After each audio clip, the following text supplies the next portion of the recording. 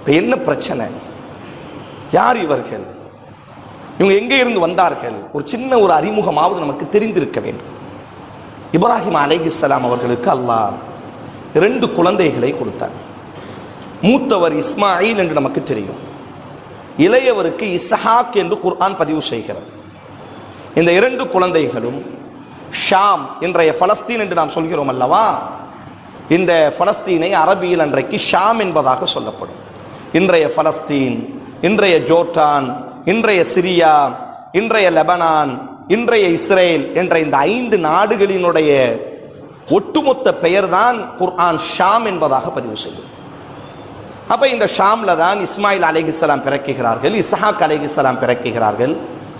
இஸ்மாயில் அலைஹிஸ்ஸலாம் பிறந்தவுடன் அவர்களினுடைய தாயாரையும் அழைத்து கொண்டு மக்காவிலே இப்ராஹிம் அலைஹிஸ்ஸலாம் விட்டு விடுகிறார்கள்.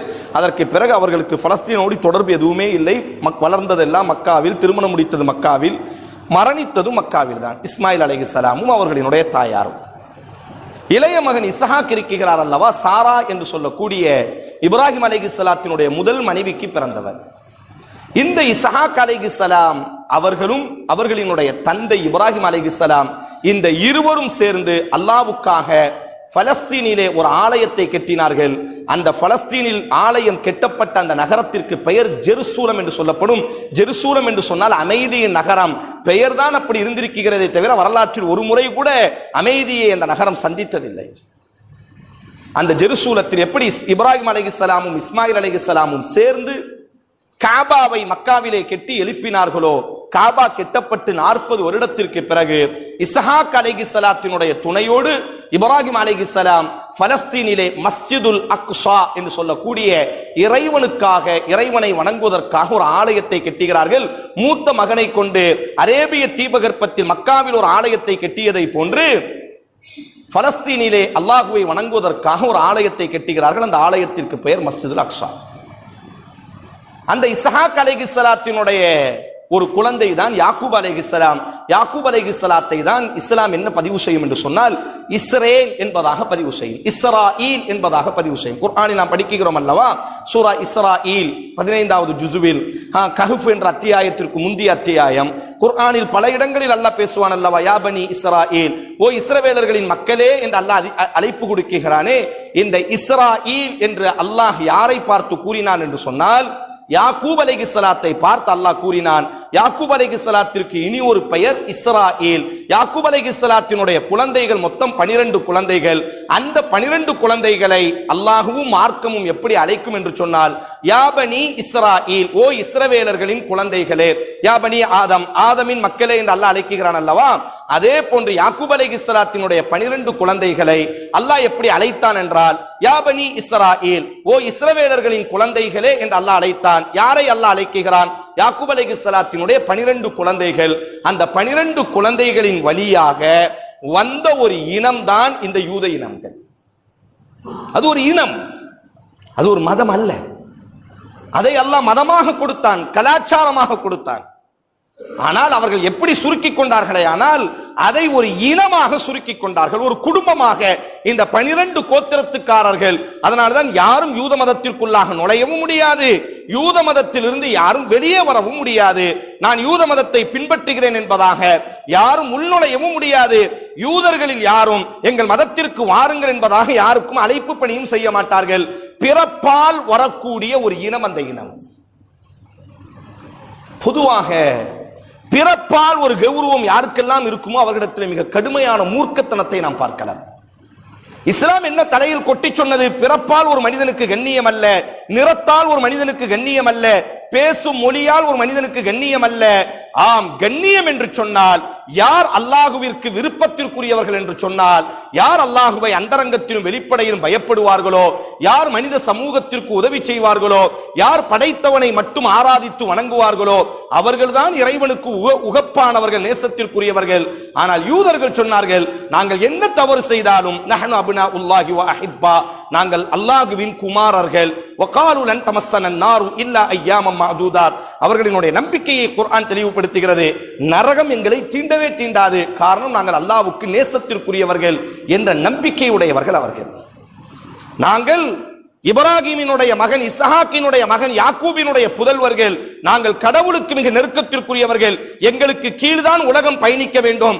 நாங்களே மூத்தவர்கள், நாங்களே வழிகாட்டுவதற்கு தகுதியானவர்கள், நாங்களே உலகத்தில் ஆள பிறந்தவர்கள், மற்றவர்கள் எல்லாம் எங்களுக்கு சேவகம் செய்ய பிறந்தவர்கள் என்ற நம்பிக்கை மறைமுகமாக கொண்டவர்கள் யூதர்கள். பலஸ்தீனுக்குள்ளே நடக்கக்கூடிய பிரச்சனைக்கு காரணம் என்ன? இவர்களினுடைய இறை தூதர்கள், அவர்களுக்கு மட்டுமல்ல, நம்முடைய இறை தூதர், யாரெல்லாம் ஒரே இறைவனை ஆராதிப்பார்களோ, அவர் மறுமையை நம்புவார்களோ, அவர்களினுடைய இறை தூதர்கள் எல்லோரும் நம்முடைய இறை தூதர்கள். அதனாலதான் அல்லாஹ் சொன்னான், வகாலத்தில் யஹூது, யூதர்கள் சொல்கிறார்கள் இப்ராஹிம் எங்களுக்கு சொந்தம் என்பதாக, நசராக்கள் சொல்கிறார்கள் இப்ராஹிம் எங்களுக்கு சொந்தம் என்பதாக. அல்லாஹ் சொல்கிறான், இப்ராஹிம் யாருக்கு சொந்தம் என்றால் யூதம் என்ற இனத்திற்கு சொந்தம் அல்ல, கிறிஸ்தவம் என்ற மதத்திற்கு சொந்தம் அல்ல. இறைவனை யாரெல்லாம் வணங்குவார்களோ, ஒரே இறைவனினுடைய நம்பிக்கையை யாரெல்லாம் சுமப்பார்களோ அத்தனை நபர்களுக்கும் இப்ராஹிம் சொந்தம். இப்ராஹிம் எனக்கு சொந்தம் என்பதாக அல்லாஹ் பதிவு செய்கிறார்.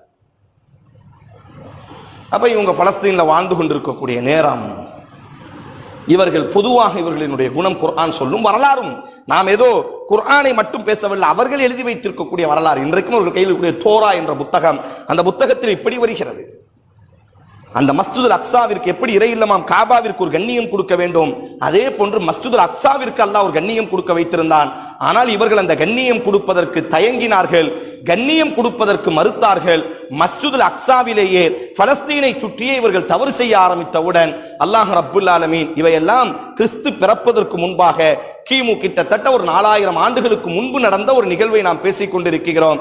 அல்லாஹ் எதிரிகளை சாட்டி இவர்களை பலஸ்தீனில் இருந்து அடித்து விரட்டி விட்டான். மூசா அலைஹிஸ்ஸலாம் எகிப்துல இருந்து இஸ்ரவேலர்களை ஃபிரௌன் கொடுமைப்படுத்துகிறான். மூசா என்ற ராஜகுமாரன் பிறந்து இஸ்ரவேலர்களினுடைய சுதந்திரத்தை பெற்றுக் கொடுப்பதற்காக ஃபிரௌனிடத்தில் இருந்து மீட்டெடுத்து அப்படி கடலை பிளந்து, அல்லாஹ் குர்ஆன் சொல்கிற நம்ம எல்லோருக்கும் தெரியும் அல்லவா, கடலை பிளந்து அல்லாஹ் பாதை அமைத்து அவர்களை மீட்டெடுத்து பாலைவனத்திற்கு வந்தவுடன் அல்லாஹ் அடுத்த கட்டளை இட்டான் இஸ்ரவேலர்களான மூசாவினுடைய சமூகத்திற்கு, நாம் பேசக்கூடிய யூதர்களுக்கு, உதுஹுலுல் அர்தல் முகத்தஸா, அந்த மஸ்ஜிதுல் அக்ஸாவை கொடுமைக்காரர்கள் ஆட்சி செய்து கொண்டிருந்தார்கள். அப்ப அல்லாஹ் சொன்னான், மூசாவே உன்னுடைய சமூகத்திற்கு நீ சொல்ல வேண்டும், இஸ்ரவேலர்களுக்கு இந்த புனிதமான தேசத்திற்குள்ளாக நுழையுங்கள், அந்த தேசத்தை அக்கிரமக்காரர்கள் கையில் வைத்திருக்கிறார்கள், அவர்களுக்கு எதிராக ஒரு சுதந்திர போராட்டத்தை நாம் நடத்த வேண்டும். அல்லாஹ் உங்களை ஃபிரௌனிடத்திலிருந்து கண்ணுக்கு முன்பாக கடலை பிளந்து காத்தவன் அல்லவா அல்லாஹ், அந்த அக்கிரமக்காரர்களுக்கு எதிராக நீங்கள் போராடுங்கள், அல்லாஹ் உங்களோடு இருக்கிறான் என்று மூசா அலைஹிஸ்ஸலாத்துக்கு அல்லாஹ் வஹி அறிவிக்க, மூசா அலைஹிஸ்ஸலாமும் தன்னோடு இருக்கக்கூடிய அந்த யூத சமூகத்திற்கு இன்றைக்கு எந்த மஸ்ஜிதுல் அக்ஸாவை, எந்த பலஸ்தீனை சொந்தம் கொண்டாடுகிறார்களோ, இந்த நிலத்திற்காக ஒரு சுதந்திர போராட்டத்திலும் கலந்து கொள்ளாத பாவிகள் இந்த பாவிகள், துரோகிகள். குர்ஆன் அவர்களினுடைய வேதம் தோரா சொல்கிறது.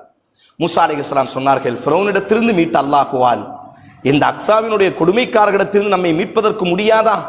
வாருங்கள், நாம் அக்ஸாவை மீட்டெடுக்கலாம், பலஸ்தீனை மீட்டெடுக்கலாம் என்பதாக மூசா அலைஹிஸ்ஸலாம் சொல்லும் பொழுது அந்த இஸ்ரவேலர்கள் சொன்னார்கள், இல்லை மூசா, ஃபிரௌனிடத்திலிருந்து மீட்டது ஒரு புறம் இருக்கட்டும், இனியும் நாங்கள் போராடுவதற்கு தயாராக இல்லை. ஃபிரௌனிடத்திலிருந்து நாங்கள் சுதந்திரம் அடைந்து விட்டோம், உலகத்தை அனுபவிக்கப் போகிறோம், நீயும் உனது அல்லாஹுவும் சேர்ந்து போராடுங்கள், நாங்கள் கைகொட்டி அமர்ந்து கொள்கிறோம், எந்த தேசத்திற்குள்ளாக நுழையுங்கள் என்று சொன்ன பொழுது இந்த தேசம் எங்களுக்கு வேண்டாம் என்பதாக துரோகம் செய்தவர்கள். குர்ஆன் அவர்களினுடைய தோரா.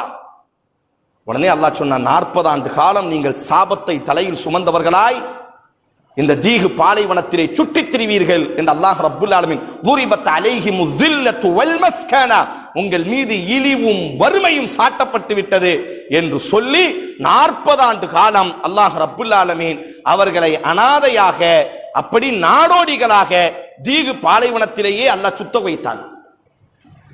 மூசா அலைஹிஸ்ஸலாத்திற்கு மரணம் நெருங்குகிறது. அவருக்கு ஒரு பெரிய ஆசை, எப்படி ஆகினும் மஸ்ஜிதுல் அக்ஸாவிற்குள்ளாக ஸஹீஹுல் புகாரி நாம் நுழைய வேண்டும் என்ற ஆசை. ஆனால் அல்லாஹ் ரப்புல் ஆலமீன் தன்னுடைய சமுதாயம் அல்லாஹ்வுக்கு துரோகம் இழைத்து விட்டது. அல்லாஹ் காத்த அல்லாஹ், ஃபிரௌனிடத்திலிருந்து மீட்டெடுத்த அல்லாஹ், அதே அல்லாஹ் வாக்கு தந்தான், நீங்கள் உள்ளே நுழையுங்கள், அல்லாஹ் உங்களோடு இருக்கிறான் என்று வாக்கு தரும் பொழுது இந்த என்னுடைய சமுதாயம் அல்லாஹ்வுக்காக இழப்பதற்கு தயாராக இல்லை, இந்த புனிதமான பூமியை மீட்டெடுப்பதற்கு என்னுடைய சமுதாயம் தயாராக இல்லாததினால் மூசாவிற்கும் உள்ளே நுழைவதற்கு தடுக்கப்பட்டு விட்டது. மூசா அலைஹிஸ்ஸலாத்தினுடைய மரண நேரம். அல்லாஹ்விடத்தில் சொல்வார், அல்லாஹுவே, மஸ்ஜிதுல் அக்ஸாவை பார்த்தவனாகவாவது நான் உயிர் பிரிய உள்ளே நுழைவதற்குத்தான் என் சமுதாயத்தால் எனக்கும் தடை வந்து விட்டது. என்னுடைய சமுதாயத்தை நான் அல்லவா மேய்க்க வேண்டும், என்னுடைய சமுதாயத்தின் தலைவன் அல்லவா நான். அல்லாஹ்வினுடைய சாபம் இஸ்ரவேலர்கள் மீது விழுந்து விட்டது. அல்லாஹ் உங்களுக்கு சொல்லி, அல்லாஹ் உங்களுக்கு மீட்டு கொடுத்த, அல்லாஹ் உங்களை ஃபிரௌனிடத்திலிருந்து காத்திருக்க, அதே அல்லாஹ் உங்களை உள்நுழைய சொல்லும் பொழுது எங்களுக்கு இந்த தேசம் வேண்டாம் என்பதாக அல்லாஹ்வுக்காக இழப்பதற்கு நீங்கள் தயாராக இல்லாத பொழுது நீங்கள் நாடோடியாக சுற்றித் திரியுங்கள் என்று அல்லாஹ் சபித்தவுடன் மூசா அலைஹிஸ்ஸலாத்துக்கு ஆசை உள்ளவும் போக முடியல. அப்ப சொல்வாரு அல்லாஹ், அக்ஸாவை பார்த்தவனாக. அப்ப அல்லாஹ் சொல்வான், அக்ஸாவை நோக்கி ஒரு அம்பு எறிந்தால் அந்த அம்பு எவ்வளவு தூரத்தில் போய் விழுமோ அதற்கு முன்னால் நின்று கொள் என்பதாக மூசா அலைஹிஸ்ஸலாம் நிற்பார்கள். மஸ்ஜிதுல் அக்ஸாவினுடைய கதவுகள் திறக்கப்படுகிறது. பார்த்தவராக அவரினுடைய ரூஹு பிரிந்தது என்று ஸஹீஹுல் புகாரியில் பதிவு செய்யப்படும். 40 வருடம் முடிந்து விடுகிறது. உங்கள் வீடுகளுக்கு சென்று சூரா பக்கராவை படித்து பாருங்கள். இவர்களினுடைய துரோகத்தை குர்ஆன் எவ்வளவு நேர்த்தியாக பதிவு செய்யும். இப்பொழுது அல்லாஹ் இனி ஒரு இறை தூதரை அந்த யூதர்களுக்கு அனுப்பி அல்லாஹ் அவர்களை மன்னித்து, அல்லாஹ் வாக்கு கொடுப்பவன், வாக்கு லா தப்தீல லிகலிமாத்தில், அல்லாஹ் வாக்கு மாற மாட்டான். வஅதல்லாஹ் லா யுக்லிஃபுல்லாஹுல் மிஆத். 40 வருடம் நீங்கள் சாபம், 40 வருடம் முடிகிறது. இனி ஒரு இறை தூதரை அனுப்பி அல்லாஹ் சொன்னான், வாருங்கள் நாம் பலஸ்தீனுக்குள்ளாக நுழையலாம். அப்படி நுழையும் பொழுது அல்லாஹ் இட்ட கட்டளை என்னவென்று சொன்னால், பணிந்தவர்களாக, இது அல்லாஹுவினுடைய ஆலயம், அல்லாஹ் வணங்கப்படுவதற்காக இப்ராஹிம் அலைஹிஸ்ஸலாம் கெட்டிய ஆலயம், உங்களினுடைய பெற்றோர் என்று நீங்கள் வாதாடக்கூடிய இஸ்ஹாக்கு கெட்டிய ஆலயம். ஆதலால் பணிந்தவர்களாக, அல்லாஹுவே எங்கள் பாவத்தை நீ மன்னிக்கணும், அல்லாஹுவே எங்களை நீ இரட்சிக்கணும் என்று அல்லாஹ்விடத்தில் அழுதவர்களாக, நீங்கள் பணிந்தவர்களாக அக்ஸாவிற்குள்ளாக நுழையுங்கள் என்று அல்லாஹ் சொன்ன பொழுது அல்லாஹ் குர்ஆன்ல சொல்கிறான், ஃபபத்தலல்லதீன ஸலமு கௌலன், கைகளை தட்டியவர்களாக, கெட்ட வார்த்தைகளை பேசியவர்களாக, அல்லாஹுவே எங்களை நீ மன்னிக்கணும் என்று அல்லாஹ் சொல்லிக் கொடுத்த வார்த்தைக்கு பதிலாக அல்லாஹுவை கேலி அடிக்கும் விதமாக ஹைத்தத்துன் ஹைத்தத்துன், கோதுமை கோதுமை என்பதாக டான்ஸ் ஆடிக்கொண்டு, இப்பொழுதும் நீங்கள் யூடியூப்பிற்குள்ளாக போய் பார்க்கலாம், யூதர்கள் அக்ஸாவிற்குள்ளாக நுழையக்கூடிய லட்சணத்தை அல்லாஹ் பதிவு செய்கிறான். அன்றும் அப்படித்தான் அல்லாஹுவினுடைய ஆலயத்தை இழிவுபடுத்தியவர்களாக உள்ளே நுழைந்தார்கள். ஆனாலும் அல்லாஹ் அவர்களை பொறுத்து கொடுத்தான். இவர்கள் இன்று மாறுவார்கள், நாளை மாறுவார்கள் என்று அல்லாஹ் பொறுத்து கொடுத்தான். அல்லாஹ் பல்வேறு இறை தூதர்களை அந்த சமூகத்திற்கு அனுப்பும் பொழுது அந்த சமுதாயத்தினுடைய குறைகளை, அந்த சமூகம், அந்த இனத்தை சார்ந்தவர்கள், மற்ற இறை தூதர்களை, மற்ற இனத்தை சார்ந்தவர்களை அல்லாஹ் இறை தூதர்களாக அவர்களுக்கு அனுப்பவில்லை. இஸ்ரவேலர்கள் யூதர்களினுடைய இனத்தை சார்ந்தவர்களை அல்லாஹ் அவர்களுக்கு இறை தூதராக அனுப்பினான். 4வது அத்தியாயம் 155வது வசனம், ஃபபிமா நக்திஹிம் மீசாகஹும் வகுஃப்ரிஹிம் பிஆயாத்தில்லாஹ் வகத்லிஹிமுல் அம்பியா, தங்கள் இனத்தை சார்ந்து தங்களுக்காக அனுப்பப்பட்ட இறை தூதரையே கொடூரமாக அவர்கள் என்ன செய்தார்கள்? கொலை செய்ய ஆரம்பித்தார்கள். மஸ்ஜிதுல் அக்ஸாவினுடைய வளாகத்தில் பலஸ்தீனிலேயே வட்டி தொழில் செய்ய ஆரம்பித்தார்கள், விபச்சாரத்திலே ஈடுபட ஆரம்பித்தார்கள், அவர்களுக்கான ஷரியத்தை மாற்ற ஆரம்பித்தார்கள். அப்பொழுதுதான் அல்லாஹ் ரப்புல் ஆலமீன் மீண்டும் எதிரிகளை அல்லாஹ் அவர்கள் மீது சாட்டி அல்லாஹ் அவர்களை அந்த பூமியிலிருந்து விரட்டி அடித்து விட்டார். பிறகு ஒரு 100-200 ஆண்டுகளுக்கு பிறகு தாவூத் அலைஹிஸ்ஸலாம் என்ற ஒருவரை அல்லாஹ் கொண்டு வந்து, அவரை கொண்டு அவரும் யூதர்களை சார்ந்த இஸ்ரவேலர்களை சார்ந்தவர், அவரை வைத்து அல்லாஹ் மீண்டும் இவர்களை மஸ்ஜிதுல் அக்ஸாவிற்குள்ளாக பலஸ்தீனிற்குள்ளாக கொண்டு வந்து, அன்றைய தாவூத் அலைஹிஸ்ஸலாத்திற்கு முன்பு இவர்கள் விரட்டப்படும் பொழுது அந்த மஸ்ஜிதுல் அக்ஸாவை இடித்து விட்டார்கள் எதிரிகள். திருப்பி தாவூத் அலைஹிஸ்ஸலாம் வந்து அடிக்கல் நாட்டுகிறார்கள். குர்ஆன் பதிவு செய்யும், சுலைமான் அலைஹிஸ்ஸலாம் அவரினுடைய மகனார் சுலைமான் அலைஹிஸ்ஸலாத்திற்கு உலகத்தையே அல்லாஹ் ஆட்சி செய்யக்கூடிய அதிகாரத்தை கொடுத்திருந்தானே, அவருக்கு ஒரு பெரிய ஆசை, மீண்டும் இப்ராஹிம் அலைஹிஸ்ஸலாம் கெட்டிய, நம்முடைய தகப்பன் கெட்டிய இந்த ஆலயத்தை மீண்டும் நாம் எழுப்ப வேண்டும் என்ற ஆசையில் மனிதர்களை கொண்டும், குர்ஆன் சூரா நம்ல் என்ற அத்தியாயத்தில் அல்லாஹ் சொல்கிறான், ஜின்களை கொண்டும் சுலைமான் அலைஹிஸ்ஸலாம் மஸ்ஜிதுல் அக்ஸா என்று சொல்லக்கூடிய மிக பிரம்மாண்டமாக அல்லாஹ்வுக்காக ஒரு பெரிய ஆலயத்தை அந்த பலஸ்தீனிலே ஜெருசலத்திலே கட்டி எழுப்பினார்கள். கிறிஸ்து பிறந்ததிலிருந்து ஒரு 70 ஆண்டு காலம், கிபி 70 என்று சொல்வார்கள். உங்கள் வீடுகளுக்கு சென்று வரலாறை படித்து பாருங்கள். கிறிஸ்து இயேசு அலைஹிஸ்ஸலாம், ஜீசஸ் இதே யூத சமூகத்தை சார்ந்தவர். அவர்களுக்கு இறை தூதராக அனுப்பப்பட்ட பொழுது குர்ஆன் சொல்கிறது பாருங்கள், அவரை பற்றி சொன்னார்கள், ஒரு விபச்சாரியின் மகன், மரியம் ஒரு விபச்சாரி. மஆதல்லாஹ், என்ன தைரியம்! கிறிஸ்தவ உலகம், யூதர்களுக்கு இன்றைக்கு ஐரோப்பிய உலகம் யூதர்களுக்கு இன்றைக்கு அவர்களினுடைய ஆதரவை கொடுத்துக் கொண்டிருக்கிறது. ஆனால் அதே கிறிஸ்தவர்களை பார்த்து யூதர்கள் சொன்ன வார்த்தை விபச்சாரியினுடைய மகன் ஜீசஸ் என்பதால் இன்றும் அதைத்தான் சொல்லிக் கொண்டிருக்கிறார்கள். நாமாவது இயேசு அலைஹிஸ்ஸலாம் ஈசா அலைஹிஸ்ஸலாத்தை எம்முடைய இறை தூதர், எம்முடைய உயிரை விட மேன்மையானவர். முஹம்மது ஸல்லல்லாஹு அலைஹி வஸல்லம் எங்களுக்கு எப்படி இறை தூதரோ அதே போன்று இயேசு அலைஹிஸ்ஸலாம் ஈசா அலைஹிஸ்ஸலாம் நம்முடைய இறை தூதர் என்று நாம் சொல்கிறோம். ஒருவர் ஈசாவை மறுத்தால் அவர் முஸ்லிமே இல்லை என்பதாக நாம் சொல்கிறோம். ஆனால் யூதர்கள் சொன்னார்கள் இயேசு அலைஹிஸ்ஸலாம் ஈசா அலைஹிஸ்ஸலாம் பிறக்கும் பொழுது மரியம் ஒரு விபச்சாரி, மரியமுக்கு பிறந்த ஜீசஸும் ஒரு விபச்சாரன் என்பதாக சொன்னார்கள். இன்றும் சொல்லுகிறார்கள். இன்றும் அவர்களினுடைய நம்பிக்கை ஈசா அலைஹிஸ்ஸலாத்தை பற்றி அந்த நம்பிக்கை தான். கிபி 70 ரோமர்களினுடைய கை ஓங்குகிறது. இவர்கள் அட்டூழியம் செய்கிறார்கள். ரோமர்கள் இவர்களுக்கு அட்டூழியம் செய்வது, இவர்கள் ரோமர்களுக்கு அட்டூழியம் செய்வது. கடைசியாக ரோமர்கள் பார்த்து பார்த்து இவர்களை குறிவைத்து கொலை செய்தார்கள்.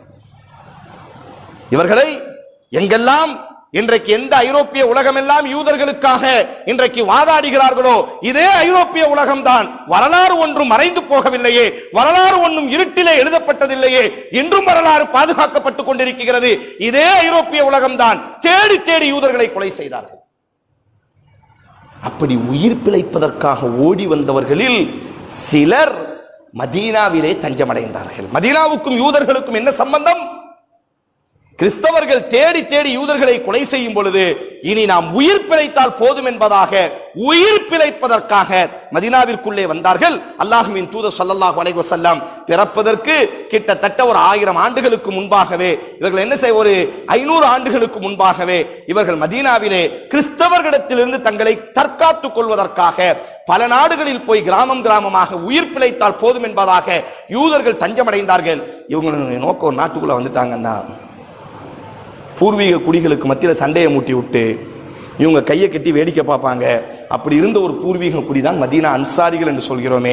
மதீனத்து மக்கள் அவுஸ் ஹஸ்ரஜ்னு 2 தகப்பனுக்கு பிறந்த 2 மக்கள் அந்த தேசத்தை ஆள்றாங்க.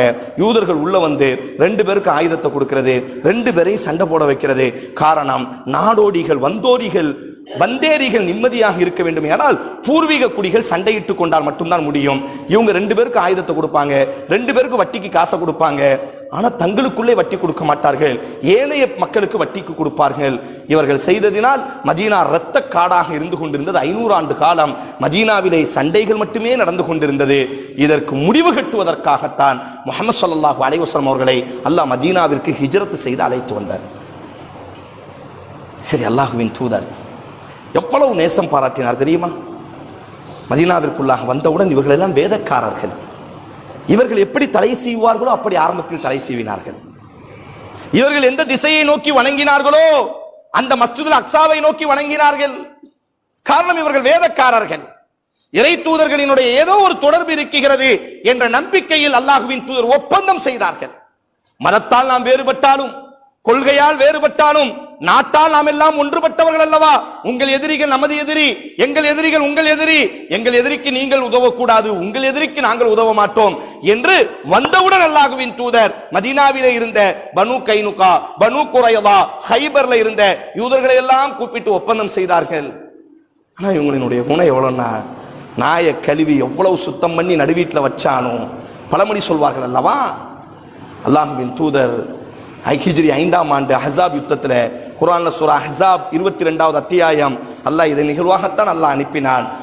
மக்காவாசிகள் ரசூலை அழிப்பதற்காக பெரும் படையை திரட்டி வரும் பொழுது ரசூலுல்லாஹ் யூதர்களை எல்லாம் கூப்பிடுகிறார்கள். நாங்கள் கொள்கையால் வேறுபட்டால் நம் நாட்டை அவர்கள் அழிக்கப் போகிறார்கள், இது உங்களுக்கும் நாடு, அதனால் நாங்கள் நாமும் சேர்ந்து அவர்களை எதிர்க்கலாம் என்று சொன்ன பொழுது, முஹம்மதே நீ யார் என்றே எங்களுக்கு தெரியாதே என்பதாக அவர்களை அழைத்து வந்ததே இவர்கள் தான் பின்னால் தெரிந்து கொண்டார்கள். எவ்வளவு பெரிய ஒரு துரோகிகள்! சொந்த நாட்டுக்கு துரோகம் செய்யக்கூடியவர்கள், தான் இருக்கக்கூடிய வீட்டுக்கு துரோகம் செய்யக்கூடியவர்கள். பெரும்பான்மையான யூதர்கள் அப்படித்தான். ஏன் அல்லாஹ்வின் தூதர் மதீனாவிலே அவர்களோடு ஒப்பந்தம் செய்து அவர்களுக்கு பாதுகாப்பு கொடுத்து அல்லாஹ்வின் தூதர் ஆட்சி நடத்தி கொண்டிருக்கும் பொழுது ரசூலினுடைய எதிரிகளுக்கு பின்னால் ஆயுதத்தை கொடுத்து ரசூலை கொல்லுவதற்காக அழைத்து வந்தார்கள். ஆனாலும் அல்லாஹ்வின் தூதர் அவர்கள் செய்த அத்தனை கொடுமைகளையும் பொறுத்துக் கொண்டு மீண்டும் மதீனாவிலே வாழுவதற்கு வாய்ப்பு கொடுத்தார்கள். ஹைபரை போய் வெற்றி பெறுகிறார்கள். இந்த யூதர்கள் முஸ்லிம்களுக்கு எதிராக பெரிய அளவுக்கு கொலை செய்வது, முஸ்லிம்களை கொல்றது, முஸ்லிம் சொத்துக்களை அபகரிக்கிறது. ஹிஜ்ரி 8ஆம் ஆண்டு அலி ரலியல்லாஹு அன்ஹுடைய அவர்களையும் அழைத்துக் கொண்டு ஒரு பெரிய ஹைபரினுடைய யுத்தம் என்று சொல்கிறோம். ஹைபர்னா கோட்டை. ஹைபர் கணவாய் வழியாக ஆப்கானிஸ்தானில் இருந்து உள்ளே நுழைந்தார் என்று சொல்கிறோமே, இதெல்லாம் இங்கிருந்தான், இங்கிருந்து வந்ததுதான். ஹைபர்னா இவங்க எங்கெல்லாம் இருக்காங்களோ அங்கெல்லாம் கோட்டை இருக்கும். உடனே ரசூல் ஸல்லல்லாஹு அலைஹி வஸல்லம் ஹைபர்ல போய் யூதர்களுக்கும் முஸ்லிம்களுக்கும் யுத்தம் நடக்கு, யூதர்கள் தோத்து போறாங்க. ரசூலுல்லாஹ்ட்ட சொல்றாங்க, நாங்க உருவாக்கிய நிலம், எங்களுக்கு வாழ அனுமதி கொடுங்க. ரசூலுல்லாஹ் அப்பொழுதும் பாருங்கள், கருணையினுடைய பிறப்பிடம் முஹம்மது ஸல்லல்லாஹு அலைஹி வஸல்லம், அப்பொழுதும் அல்லாஹ்வின் தூதர், நீங்க ஹைபர்லயே வாழ்ந்து கொள்ளுங்கள், ஆனா எங்களுக்கு எதிராக ஈடுபடாதீர்கள். ரசூலினுடைய தோழர்களை கொலை செய்து யுத்தம் நடைபெற்று யுத்தத்திலே ரசூல் வெற்றி பெற்று விட்டால் ரசூல் நினைத்தால் அவர்களை அடித்து விரட்டி இருக்க முடியும். ஆனாலும் அல்லாஹ்வின் தூதரிடத்திலே கை கட்டுவார்கள், வேண்டும் என்றால் காலை பிடித்து கதறுவார்கள். வரலாறு நடிகிலும் பாருங்கள் இவர்களை. உடனே அல்லாஹ்வின் தூதர் வாழ்ந்து கொள்ளுங்கள் என்று அனுமதி கொடுத்தார்கள். அனுமதி கொடுத்துட்டு ரசூல்லாட்ட எங்க வீட்டுக்கு சாப்பிட வாங்கன்னு கூட்டு போறான் ஒருத்தன். புகாரி வருது, ரசூல்லா தான் அவனை வாழ்றதுக்கு அனுமதி கொடுத்திருக்கிறாங்க. வீட்டில் விஷத்தை வச்சு விட்டார்கள். சாப்பாட்டில் ஆட்டு சப்பையில விஷத்தை வைத்து ரசூலுக்கு கொடுக்கிறார்கள். தான் வாழுவதற்கு வாய்ப்பு கொடுத்தவரையே விஷம் வைத்துக் கொண்ட பாவிகள், துரோகிகள் அவர்கள். இவர்கள் என்ன ஹாஸ்பிட்டல் அடிக்கிறதெல்லாம் என்ன ஒரு பெரிய கொடுமை. ரசூலிடத்திலே மண்டியிட்டு பாவ மன்னிப்பை கேட்டு வாழுவதற்கு சுதந்திரத்தை கொடுத்த பொழுது சுதந்திரம் கொடுத்தவருக்கே விஷம் வைத்தவர்கள். அப்பொழுதும் ரசூலுல்லாஹி ஸல்லல்லாஹு அலைஹி வஸல்லம் விஷம் வைத்தவர்களை மன்னித்தார்கள், தண்டிக்கவில்லை. ஜிப்ரீல் வருகிறார், முஹம்மதே இறைச்சியை கடித்து விட்டார்கள். ரசூல் மரணிக்கும் பொழுது சொல்வார்கள், ஆயிஷா, ஹைபரினுடைய அந்த விஷம் இப்பொழுது என்னுடைய ஈரக்குலையை கிழித்துக் கொண்டிருக்கிறது. ஜிப்ரீல் சொல்வார், நாயகமே, ரசூலே விஷம். உடனே ரசூல் துப்புவார்கள். ஆனால் ரசூலுக்கு முன்பாக சில நபித்தோழர்கள் சாப்பிட்டு விட்டார்கள், அந்த தோழர்கள் மரணித்து விடுவார்கள். ஆனாலும் ரசூல் ஸல்லல்லாஹு அலைஹி வஸல்லம் விஷம் வைத்த அந்த பெண்மணியை, அந்த குடும்பத்தை அல்லாஹ்வின் தூதர் தண்டிக்கவில்லை. பிறகு உமர் ரலியல்லாஹு அன்ஹுடைய ஆட்சி மஸ்ஜிதுல் அக்ஸாவை வெற்றி பெறுகிறார்கள். கிறிஸ்தவர்கள் வைத்திருந்தார்கள். சுருக்கத்திற்கு நான் வருகிறேன், ஒரு நீண்ட ஒரு தலைப்பு. மஸ்ஜிதுல் அக்ஸா கிறிஸ்தவர்கிட்ட இருந்து வெற்றி பெறுது. அப்ப கிறிஸ்தவர்கள், இப்பொழுதும் அந்த கடிதம் பாதுகாக்கப்படுகிறது. கிறிஸ்தவர்கள் உமருக்கு சொல்றாங்க, எக்காரணத்தை கொண்டும் யூதனை மட்டும் உள்ள அனுமதிச்சிடாதீங்க. நான் உமர் ரலியல்லாஹு எழுதி கொடுத்த கடிதம், காசாவினுடைய இரத்தத்திலே குளித்துக் கொண்டிருக்கக்கூடிய இஸ்ரவேலர்களே, காசாவினுடைய குழந்தையினுடைய மார்பகத்தில் ஏவுகணையை விட்டு தாக்கக்கூடிய இஸ்ரவேலர்களே, முஹம்மது ஸல்லல்லாஹு அலைஹி வஸல்லத்தினுடைய தளபதி உமர் அவர்கள் இஸ்ரவேலர்களான யூதர்களுக்கு எழுதி கொடுத்த கடிதம் இன்றும் உலகத்தில் உயிரோடு இருக்கிறது. கிறிஸ்தவர்களை பார்த்து சொன்னார்கள், உங்களுக்கும் எழுதி கொடுக்கிறோம் கடிதம், அவர்களுக்கும் எழுதி கொடுக்கிறோம். மதத்தால் நாம் வேறுபட்டாலும் நம் அனைவருக்கும், எங்களுக்கும் இது புனித ஸ்தலம், கிறிஸ்தவர்களாகிய உங்களுக்கும் இது புனித ஸ்தலம், நாம் இருவருக்கும் இது புனித ஸ்தலத்தை போன்றுதானே யூதர்களுக்கும் இது புனித ஸ்தலம். ஆதலால் நாம் இருக்கக்கூடிய சுதந்திரம் யூதர்களுக்கும் இந்த தேசத்தில் கொடுக்கப்படும். நமக்கு இருக்கக்கூடிய அத்தனை சுதந்திரமும் யூதர்களுக்கும் இந்த தேசத்தில் உண்டு என்பதாக. அதனால்தான் உலக வரைபடத்தை, உலக வரலாற்றை ஆய்வு செய்த அத்தனை நடுநிலை ஆய்வாளர்களும் சொல்வார்கள், வரலாற்றில் ஒரே ஒரு காலத்தில் மட்டும்தான் இஸ்ரவேலர்கள், யூதர்கள் நிம்மதியாக சுவாசித்தார்கள், நிம்மதியாக இரவு தூங்கினார்கள், நிம்மதியாக ஒரு கவல உணவு சாப்பிட்டார்கள். முஸ்லிம் நிலப்பரப்புகளில் வாழ்ந்த யூதர்கள், அவர்களை வேதக்காரர்களாக கண்ணியப்படுத்தியது இஸ்லாம். கிறிஸ்தவர்கள் சொல்கிறார்கள், இந்த துரோகிகளை உள்ளே அனுமதிக்காதீர்கள், இவர்கள் துரோகிகள், தர்த்தினியம் பிடித்தவர்கள். நாம சொன்ன வார்த்தை இல்ல. ஐரோப்பியர்கள் முதல் உலக யுத்தம் நடக்கும் பொழுது ஐரோப்பியர்கள் தங்கள் நாடுகளில் எழுதி வைத்தார்கள், தர்த்தினியம் பிடித்த யூதர்களே இங்க நாட்டுக்குள்ளே வராதீர்கள் என்பதாக. ஆனால் உமர் அவர்கள் சொன்னார்கள், இல்லை, அவர்கள் கொள்கையால் வேறுபட்டாலும் நமக்கு இருக்கக்கூடிய அதே புனித ஸ்தலம் தான் ஜெருசலம் என்பது கிறிஸ்தவர்களுக்கும் புனித ஸ்தலமாக பாவிக்கப்படுகிறது, யூதர்களுக்கும் அது புனித ஸ்தலமாக பாவிக்கப்படுவதனால் நமக்கு இருக்கக்கூடிய சுதந்திரம் அத்தனையும் அவர்களுக்கு கொடுக்கப்படும், யாரும் அவர்களை தாக்கக்கூடாது, அவர்களின் சார்பாக நாங்கள் நிற்போம் என்று சொன்னார்கள். அந்த சமுதாயத்திற்கு இவர்கள் கொடுக்கக்கூடிய விலை, உமரினுடைய கடிதத்திற்கு இவர்கள் கொடுக்கக்கூடிய விலை காசாவினுடைய உயிர்கள். என்ன சகோதரர்களே, 21ஆம் நூற்றாண்டு 20ஆம் நூற்றாண்டு வரை யூதர்களுக்கும் முஸ்லிம்களுக்கும் எந்த பிரச்சனையும் இல்லை. கிறிஸ்தவர்கள் 1806ஆம் ஆண்டு தியேடர் ஹெர்சல் அப்படிங்கக்கூடிய ஒரு விஞ்ஞானி பிறக்கிறான். இவன் தான் சியோனிசம் அப்படின்னு ஒரு அமைப்பை உருவாக்குறான். நீங்க போய் பார்க்கலாம், கூகுள்ல இருக்கு. இவனுக்கு ஒரு ஆசை, ரொம்ப நாளா சுத்திக்கிட்டே இருக்கு, நமக்கு ஒரு நாடு இல்லை, எல்லா நாட்டிலையும் இவங்க பறந்து கிடக்குறாங்க, நமக்குன்னு ஒரு நாடு வேணும். ஐரோப்பியர்கள் கிறிஸ்தவர்கள் அடிச்சு விரட்டாங்க இவங்களை, தர்த்தினியம் பிடித்தவர்கள். இந்த வார்த்தை மறக்க கூடாது, கிறிஸ்தவ உலகம் யூதர்களை பார்த்து சொன்ன வார்த்தை. அப்பதான் அவன் யோசிக்கிறான், ஒரு ஏமாளியான ஒரு சமுதாயம் இருக்கு பலஸ்தீன்ல, என்ன செய்யறது, இந்த நாடு வாங்கணும், நமக்கு பலஸ்தீன்ல அந்த நாட்டை நம்ம துண்டாக்கணும். அன்னைக்கு இஸ்லாமிய ஆட்சி பலகீனப்பட்டிருந்தது. உஸ்மானிய பேரரசு, ஒட்டமன் பேரரசு என்று வரலாற்றில் நாம் படித்தோம் அல்லவா, கடனிலே தத்தளித்துக் கொண்டிருந்தது. மூழ்கி சாகுவதற்கான சவப்பெட்டியினுடைய கடைசி ஆணி அடிப்பதற்கு தயாராகிவிட்டது. ஒட்டமன் பேரரசிற்கான மரணத்திற்கான கயிறு இழுப்பதற்கு தயாரான அந்த காலகட்டம். இப்பதான் இந்த சியோனிசத்தினுடைய தந்தை தியோடர் ஹெர்சல் யோசிக்கிறான், இதுதான் சரியான சந்தர்ப்பம். முஸ்லிம்களினுடைய ஆட்சி பலகீனப்படுது. அப்ப ஐரோப்பியர்களுக்குள்ள நம்ம போனோம்னா அவன் ஏற்கனவே நம்மளை பார்த்து பார்த்து விச வச்சு கொண்டவன். ஆதலால் ஒரு ஏமாளியான ஒரு சமுதாயம் உண்டு, நமக்கு வாழ்வு கொடுத்து, நமக்கு ஹைபரில் வாழ்க்கை கொடுத்து, உலகத்தில் எல்லா பிரதேசத்திலும் வாழ்வதற்கான உத்தரவாதம் கொடுத்த உமரினுடைய ஒரு சமுதாயம் உண்டு என்பதாக நினைத்து இவன் என்ன செய்யறான், ஒரு தகவல் அனுப்புறான். உலகம் ஃபுல்லா இருக்கக்கூடிய யூதர்களுக்கு முடிஞ்ச அளவுக்கு பொருளாதாரத்தை சுருட்டிட்டு பலஸ்தீன்ல வந்து நிலத்தை வாங்குங்க அப்படின்னு முதல்ல ஒரு தகவலை கொடுக்கிறான். அவர்கள் எல்லாம் என்ன செய்தார்கள் என்று சொன்னால், முதல்ல பலஸ்தீனுக்குள்ள வந்தாங்க. ஏழ்மையான முஸ்லீம்கள் அல்லவா, பெரிய தொகையை கொடுத்து நிலத்தை வாங்கினாங்க யூதர்கள். முஸ்லீம்களுக்கு ஒரு சந்தோஷம், பக்கத்து வீட்டுக்காரனுக்கு கொடுத்தா கம்மியா கொடுப்பான், இவன்கிட்ட கொடுத்தா 4 மடங்கு அதிகமா தாரான். இன்னைக்கு பாக்குறமா இல்லையா? ஆனா ரசூல் சொன்னார்கள், பக்கத்து வீட்டுக்காரருக்கு தான் முதல் உரிமை இருக்கிறது வீட்டை விற்பதற்கு. நான் வீட்டை விற்கிறேன் என்று சொன்னால் முதலில் எனது பக்கத்து வீட்டுக்காரத்தில் தான் கேட்க வேண்டும், நீங்கள் வாங்கிக் கொள்கிறீர்களா என்பதாக. அன்றைக்கு அப்பாவியான முஸ்லிம்கள் ஏதோ பாவப்பட்டு உலகத்திலிருந்து வந்திருக்கிறான், காசு தரான், வட்டி தொழில் செய்து கொளுத்தம் அந்த யூதர்கள் உள்ள வந்த உடனே பலஸ்தீனுடைய நிலத்தை 1க்கு 10 மடங்கா வாங்கினார்கள். முஸ்லிம்கள் வெகுளியாக வித்துக் கொடுத்தார்கள். 1924 முதல் உலக யுத்தம். சொன்னது பிரிட்டன், ஜெர்மன்ல தான் அதிக யூதர்கள் இருந்தாங்க. ஏன் ஹிட்லருக்கு யூதர்கள் மீது வெறுப்பு? இதுதான் காரணம். முதல் உலக யுத்தத்தில் பிரிட்டன் ஒரு ஒப்பந்தம் கொடுக்க யூதர்களுக்கு, உலகத்தில் வாழக்கூடிய யூதர்களை ஃபுல்லாக கூப்பிட்டு ஒரு சியோனிசம் ஒரு அமைப்பு உருவாயிட்டு அந்த அமைப்புக்கு ஒரு அறிக்கை எழுதி கொடுக்க, முதல் உலக யுத்தத்தில் ஜெர்மனுக்கு எதிராக எங்களுக்கு நீங்க உதவி செய்யுங்க, அப்போ உங்களுக்கு நாங்க மத்திய கிழக்குல பலஸ்தீன்ல உங்களுக்கு ஒரு நாட்டை நாங்க உருவாக்கி தாரோம் சொல்லி இன்னைக்கு அந்த பார்ப்பர் அறிக்கைன்னு சொல்லி இன்னைக்கு உயிரோடு இருக்கு அந்த அறிக்கை. பிரிட்டன் சொன்ன உடனே ஜெர்மனிலேயே ஜெர்மனியினுடைய உணவையை சாப்பிட்டுக் கொண்டு ஜெர்மனியினுடைய ராணுவத்திலேயே வாழ்ந்து கொண்டு ஜெர்மனுக்கு எதிராக முதல் உலகத்தில் பிரிட்டனுக்கு எதிராக ஒன்னதான் ஹிட்லர் பார்த்தாரு. ஆஹா, இவங்க பாவிகள், துரோகிகள், இவனை விடவே கூடாதுன்னு சொல்லி 5 லட்சம் யூதர்களை பார்த்து பார்த்து கொலை செய்தார். அப்பொழுது கப்பலிலே ஏறி ஒவ்வொரு நாடாக தத்தளித்தார்கள் ஐரோப்பிய உலகம். இன்றைக்கு எந்த அமெரிக்காவும் பிரான்சும் பிரிட்டனும் இன்றைக்கு இஸ்ரேலுக்காக தன்னுடைய ஆயுதத்தை கொடுத்து உதவி கொண்டிருக்கிறதோ, அன்றைக்கு இதே யூதர்கள் ஹிட்லரிடத்திலிருந்து உயிர் பிழைத்தால் போதும் என்பதாக ஓடி வந்த பொழுது கப்பல்ல வரும் பொழுது எல்லா ஐரோப்பிய உலகமும் மறுத்து விட்டார்கள் உள்ளே விடுவதற்கு. இன்னைக்கு அந்த கப்பல் போட்டோ இருக்கிறது. அந்த கப்பல் அவர்கள் கையால் எழுதி கொண்டு ஒரு பேனர் இருக்கு, அந்த பேனர்ல எழுதி வைத்திருந்தார்கள், உலகம் எங்களை கைவிட்டு விட்டது, முஸ்லிம்களே நீங்கள் எங்களை கைவிட்டு விடாதீர்கள் என்பதாக. பலஸ்தீனினுடைய கடற்கரையிலே ஆடை இல்லாமல் ஒட்டிய வயிறோடி பரட்டை முடியோடி இஸ்ரவேலர்கள் யூதர்கள் வருவதை பார்த்தவுடன் முஸ்லிம் சமுதாயம் தங்கள் நிலத்தை கொடுத்தார்கள். அதற்கான விலைதான் காசாவிலே நடந்து கொண்டிருக்கிறது.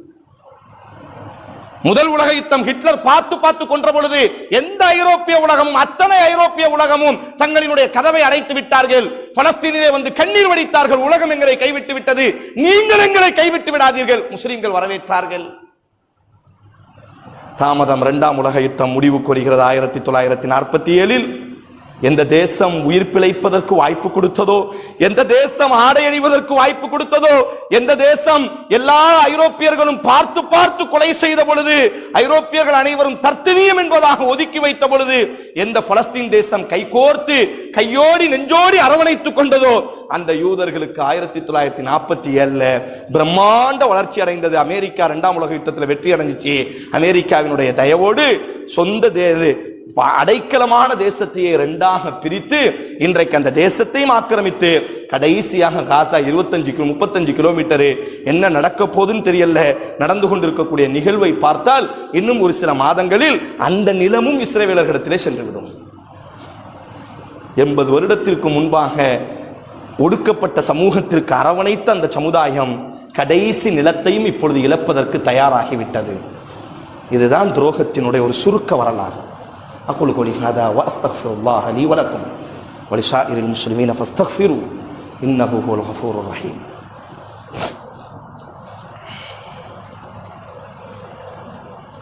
الحمد لله وصلى الله وسلم على رسول الله وعلى آله وصحبه أجمعين. أما بعد.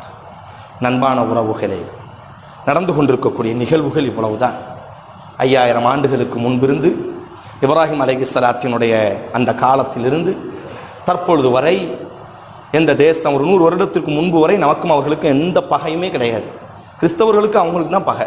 அவங்க கிறிஸ்தவர்கள் தான் தேடி தேடி கொன்றார்கள் யூதர்களை. அந்த நேரத்தில் நாம தான் அரவணைச்சோம் அவங்களை. அதனுடைய விளைவைத்தான் இன்றைக்கு பொதுவாக முஸ்லிம் சமுதாயம் உணர்ச்சி வசப்படக்கூடிய சமுதாயம், கோவப்பட்டாலும் கூட அன்பு இருக்கக்கூடிய ஒரு சமுதாயம், எதிரியாக இருந்தாலும் கூட அரவணைக்க வேண்டும் என்று கற்றுக் கொடுத்த முஹம்மது ஸல்லல்லாஹு அலைஹி வஸல்லத்தினுடைய உம்மத் காசாவினுடைய கடைசி பகுதியில் நின்று கொண்டிருக்கிறது. காசாவினுடைய நிலப்பரப்பையும் ஆக்கிரமிக்க வேண்டும் என்பதுதான் ஏற்கனவே 2019 அதாவது ட்ரம்ப் அவர்கள் மூலியமாக இஸ்ரேலினுடைய தலைநகரம் ஜெருசலம் என்பதாகவே அறிவித்து விட்டார்கள். அபிஷியலாக அவர்கள் பலஸ்தீன் என்ற ஒரு நாடே இல்லைன்னு அவங்க இஸ்ரேல் உருவாக்கிட்டாங்க. இப்ப சட்டப்படியாக ஐக்கிய நாடு சபையில அங்கீகரிக்க வேண்டும். ஆனால் இந்த காசா பகுதி மட்டும் முஸ்லிம்கள் கையில இருக்கு. கிட்டத்தட்ட இந்த 2 வாரம் 3 வார யுத்தத்துல பெரிய அளவுக்கு எவ்வளவுதான் நிற்க முடியும் அந்த மக்களும். ஒட்டுமொத்த இஸ்லாமிய நாடுகளால் எந்த உதவியும் செய்ய முடியவில்லை. காரணம், அமெரிக்கா என்ற ஒரு பெரிய அரக்கன் கடற்கரையில் ஏவுகணையை வைத்து நின்று கொண்டிருக்கிறது. இஸ்ரேலும் காசாவும் என்னவும் செய்து கொள்ளட்டும், மீது யாராவது உள்ளே தலையிட்டா ஓநாட்ட நான் அடிச்சிருவேன். ரஷ்யா பெரிய முயற்சியோடு இந்த யுத்தம் நிப்பாட்டப்படணும்னு சொல்லி ஐக்கிய நாடு சபையில தன்னுடைய பவரை கொண்டு ஒரு கருத்தை சொல்லுகிறது. அமெரிக்கா என்ன செய்கிறதுன்னு சொன்னா தன்னுடைய நோட்டோ பவரை வச்சு அதெல்லாம் யுத்தம்லாம் நிப்பாட்டப்படக்கூடாது, நடக்கிறது நடக்கட்டும் என்பதாக. அப்ப அமெரிக்காவினுடைய தலைமையில ஒரு பெரிய இன சுத்திகரிப்பு நடந்து கொண்டிருக்கிறது. முடிவு என்ன ஆகும், அல்லாஹ்வினுடைய நாட்டம் என்ன என்பது நமக்கு தெரியவில்லை. மனித அறிவை கொண்டு யோசித்தோம் என்று சொன்னால் பலஸ்தீன் என்ற வார்த்தையே இஸ்ரவேலர்களினுடைய வரைபடத்தில் நீக்கப்பட்டு விட்டது. இனி உலக வரைபடத்தில் அந்த நாடே இருக்காது. முஸ்லிம்களுக்கு இனி எதுவுமே இருக்காது. நம்மால் முடிந்ததெல்லாம் அதிகமாக பிரார்த்தனை செய்யுங்கள். நம்மால் முடிந்தது அதுதான். பெரும் ஆட்சியாளர்களால் கூட ஒன்றும் செய்ய முடியாத இந்த நேரத்தில் நம்மால் முடிந்தது என்ன? அல்லாஹும் மன்ஜில் முஸ்ததஅஃபீன மினல் முஃமினீன ஃபீ கஸ்ஸா. ரசூல் பாதிக்கப்பட்டு ஒன்றும் செய்ய முடியாத நேரத்தில் அல்லாஹ் ரப்புல் ஆலமீன் பொதுவாக ஒரு நியதி என்னவென்று சொன்னால், யாருமே உதவ முடியாத நேரத்தில் எல்லோரும் ஒரு கட்டத்தில் நம்மை கைவிட்டு விட்டால் நம்மை காக்கக்கூடிய இரட்சகனாய் அல்லாஹ் இறங்கி வருவான். எல்லாரும் நம்மளை கைவிட்டுட்டாங்க, உலகத்துல எந்த பவரை கொண்டு நமக்கு யாரும் உதவி செய்ய முடியாது என்ற கடைசி கட்டத்திற்கு வரும் பொழுதுதான் அல்லாஹ் தன்னுடைய உதவியை இறக்குவான். மத்தா நஸ்ருல்லாஹ், அல்லாஹுவினுடைய உதவி எப்பொழுது என்று கண்ணீரோடி கேட்ட பொழுதுதான் அலா இன்ன நஸ்ருல்லாஹி கரீப், அல்லாஹுவினுடைய உதவி மிக சமீபம். நாம் அதிகம் அந்த சமூகத்தை நினைத்து பிரார்த்தனை செய்வோம். சும்மா ஃபேஸ்புக்கில் அவன் போராளி, இவன் போராளி, அவன் யார் தெரியுமா, இந்த வார்த்தைகளை நிப்பாட்டுவோம். இங்கு இழந்து நிற்பது அந்த பெற்றோர்கள். பச்சிலம் குழந்தைக்கு என்ன தெரியும், மதம் என்ன தெரியும் சகோதரர்களே, என்ன கொள்கை, எதற்காக நாம் குண்டிட்டு சாகப்பட்டோம் என்று எதுவும் அதுக்கு தெரியாது. யார் போராளிகளும் யார் வீரர்களும் யார் வெற்றியும் அல்ல. இங்கு ஒவ்வொரு பிணங்களும் கண்ணீரோடு அடக்கம் செய்யப்பட்டுக் கொண்டு அந்த இடத்தில் வைத்து என்னுடைய மகனாய் என்னுடைய குழந்தையாக யோசித்து பார்க்கும் பொழுது என்ன வெற்றி கிடைத்து விட போகிறது சகோதரர்கள். அதனால் முதல்ல இந்த கொள்கையிலிருந்து அவன் போராளி, இவன் இப்படி, இந்த பொதுமக்களை எதிரியாக்கக்கூடிய காரணம், நாம் ஒரு நாட்டில் வாழுகிறோம். வெகுஜன மீடியாக்கள் என்ன சொல்கிறதோ அதை மட்டுமே நம்பக்கூடிய நாமும் அப்படித்தான் நம்பிக்கொண்டிருக்கிறோம். அதனால் நம்முடைய எழுத்துக்கள் இனி ஒருவரை நமக்கு எதிரியாக ஆக்கக்கூடாது. அதனால் கொஞ்சம் நிதானம். நம்மால் முடிந்தது தஹஜ்ஜத்தில் இந்த உம்மத்திற்காக செய்ய முடிந்தது என்ன? நம்ம எத்தனை பேர் தஹஜ்ஜத்தில் துஆ செய்கிறோம்? நம்ம எத்தனை பேர் லுஹாவில் துஆ செய்கிறோம்? நம்ம யாரேனும் ஒரு துஆவை கிட்டத்தட்ட 250 கோடி முஸ்லிம் இருக்கிறோம். உளப்பூர்வமாக அல்லாஹ்வே நீ மீட்டெடுப்பாய் என்று நாங்கள் நம்புகிறோம். நீ ஆற்றல் உடையவன், உன்னுடைய படையை உலகத்தில் இதுவரை யாரும் தோற்றதில்லை, தோற்கடித்ததில்லை. அல்லாஹ்வே அந்த மக்களை நீ காப்பாயாக. பொது அல்லாஹ்வுடைய நியதி, இறை நம்பிக்கையாளர்களை அல்லாஹ் சோதிப்பான், ஆனால் அல்லாஹ் கைவிட மாட்டான். நம்முடைய கடமை அதிகம் பிரார்த்தனை செய்வது. உண்மையான வரலாறுகளை உங்களுக்கு அல்லாஹ் அறிவை கொடுத்திருந்தால், உங்களுக்கு அல்லாஹ் ஆய்வை கொடுத்திருந்தால், உங்களது அறிவை கொண்டு சமூகத்திற்கு உண்மையான வரலாறுகளை கொண்டு செல்லுங்கள். துவேஷத்தை கிளப்புவதை விட ரசூலினுடைய வரலாறு நெடுகிலும் படித்து பார்த்தால் ஒரு உண்மை தெரியும். நண்பர்களை பெருக்கியதை விட எதிரிகளை சம்பாதித்தது மிக குறைவாக இருக்கும். ரசூல் தன்னுடைய பேச்சாலோ தன்னுடைய நடத்தையாலோ எதிரிகளை, அல்லாஹ் அப்படிதான் சொல்றான், கெட்டதின் மீது நன்மை தூவுங்கள், எதிரிகளையும் அல்லாஹ் உங்களுக்கு நண்பனாக மாற்றி கொடுப்பான் என்று சொல்கிறார். பாதலால் உண்மையான வரலாறுகளை வாலிபர்கள் படிக்கிறீர்கள், ஆய்வு செய்யுங்கள். ஒரு போலியான வரலாறு, ஒரு துரோகத்தினுடைய வரலாறு இன்றைக்கு உண்மையாக்கப்பட்டுக் கொண்டிருக்கிறது. உங்களது அறிவை கொண்டு இந்த சமூகத்திற்கு நீங்கள் உண்மையான வரலாறை வெளியே கொண்டு வாருங்கள். முடிந்த அளவிற்கு இஸ்ரேலினுடைய பொருட்கள், நம்முடைய நாட்டில் எவ்வளவு பொருள் உண்டு, நம்முடைய நாடு தயாரிக்கக்கூடிய நம்முடைய நாட்டினுடைய பொருளாதாரம் வளரக்கூடிய எத்தனையோ பொருட்கள் இருக்கின்றது. அந்த பொருளுக்கு நீங்கள் இல்லை, வேற வழியே இல்லை என்று சொன்னால் வேறு தெளிவா தெரியுது இது இஸ்ரேலினுடைய தயாரிப்பு என்பதாக. அதற்கு மாற்றாக எத்தனை நம்முடைய நாட்டினுடைய பொருள் உண்டு. நம்முடைய நாடு தயாரித்த பொருள் எத்தனையோ பொருட்கள் இருக்கிறது. அந்த பொருளை நீங்கள் காரணம் அவர்களுக்கு ஒரு பெரிய அளவுக்கு சப்போர்ட் பொருளாதாரம். இன்னைக்கு உலகமே கண்டு இன்னைக்கு அமெரிக்கா ஓடி போது, பிரான்சும் ஜெர்மனும் ஓடி போய் கையை கொடுக்கு உனக்கு பின்னாடி நாங்க நிக்கிறோம் சொல்றாங்கன்னா அதுக்கு காரணம் எல்லாத்துக்கும் வட்டியை கொடுத்து பயங்கரமான பொருளாதாரத்தை பெருக்கி வைத்திருக்கிறார். இஸ்ரேல் என்பது அமெரிக்காவினுடைய ஈரக்கொலை. அது காத்தே ஆகணும் என்று அமெரிக்கா நினைக்கிறது. காரணம் பொருளாதாரம், தங்க முட்டையிடக்கூடிய வாத்து. அவனுடைய பொருளாதாரம் நம்மூலியமாக ஜப்பான் ஒரு நாடு ஹிரோஷிமாவை அமெரிக்கா அடிச்ச பொழுது அந்த மக்கள் பெரிய அளவுக்கு மத துவேஷத்தை பரப்பவில்லை. அவங்க அறிவுபூர்வமாக இனி அமெரிக்காவுடைய பொருளை புறக்கணிப்போம் என்று புறக்கணித்தார்கள். உலகத்தில் மிகப்பெரிய வல்லரசாக நிற்கிறார்கள். மேடியன் ஜப்பான் பெரிய தரம் உங்களுக்கு தெரியும். வாட்சில் ஜப்பான் வாட்சினா முதல்ல அவங்க செஞ்சது என்னன்னா தங்கள் எதிரிகளினுடைய பொருட்களை புறக்கணித்தார்கள். தங்கள் நாட்டினுடைய சுதேசி பொருட்களுக்கு அவர்கள் ஆர்வப்படுத்தினார்கள். இப்ப நம்ம நாட்டில் குளிர்பானமா இருக்கட்டும், மற்ற எந்த பொருளா இருக்கட்டும், நம்ம நாட்டினுடைய மக்கள் நம்ம நாட்டினுடைய பொருளாதாரத்தை போட்டு செலவு செய்யக்கூடிய தயாரிக்கக்கூடிய பொருட்கள் இருக்கிறது. அதற்கு நீங்கள் முன்னிலைப்படுத்துங்கள், முக்கியத்துவப்படுத்துங்கள். அவர்களினுடைய பொருட்களை முடிந்த அளவிற்கு நாம் தவிர்த்து கொள்வோம். அதிகம் பிரார்த்தனை செய்வோம். அல்லாஹ் ரப்புல் ஆலமீன் பலகீனமாக ஒன்றும் உதவ முடியாமல் கைகளும் வாய்களும் கெட்டப்பட்டு கண்ணீரோடித்தான். பார்த்து பார்த்து உள்ளங்கள் எல்லாம் செத்து விட்டது. இனி பார்ப்பதற்கு சக்தி இல்லையா அல்லாஹ். லா தாக்கத லனா, எந்த சக்தியும் இனி எங்களுக்கு இல்லை. இல்லா குவத்துக், உன்னுடைய சக்தியை தவிர. லா நாஸிர லனா இல்லா நுஸ்ரத்துக், உன்னுடைய உதவியை தவிர அந்த மக்களுக்கு எந்த உதவியும் இல்லை. லா ஹாஃபித லனா இல்லா ஹிஃபுதுக், உன்னுடைய பாதுகாப்பை தவிர அந்த மக்களுக்கு எந்த பாதுகாப்பும் இல்லையா அல்லாஹ். அவர்களை நீ பாதுகாப்பாயாக, எதிரிகளை தோற்கடிப்பாயாக. அல்லாஹும்ம யா முன்சிலல் கிதாப், வேதத்தை இறக்கியவனே, முஜ்ரிய ஸஹாப ஹாஸிமல் அஹ்ஸாப யஹ்ஸிமுஹும், யார் அநியாயம் செய்வார்களோ அவர்களினுடைய கால்களை நடுங்க வைப்பாயாக. அநீதத்திற்கு உட்படுத்தப்பட்ட அந்த மக்களினுடைய கால்களை ஸ்திரப்படுத்துவாயாக. இன்னல்லாஹ யஅமுரு பில் அத்லி வல் இஹ்சான் وإيتاء ذي القربى وينهى عن الفحشاء والمنكر والبغي يعظكم لعلكم تذكرون اذكروا الله العظيم يذكركم واشكروه على نعمه يزدكم ولذكر الله أكبر والله يعلم ما تصنعون.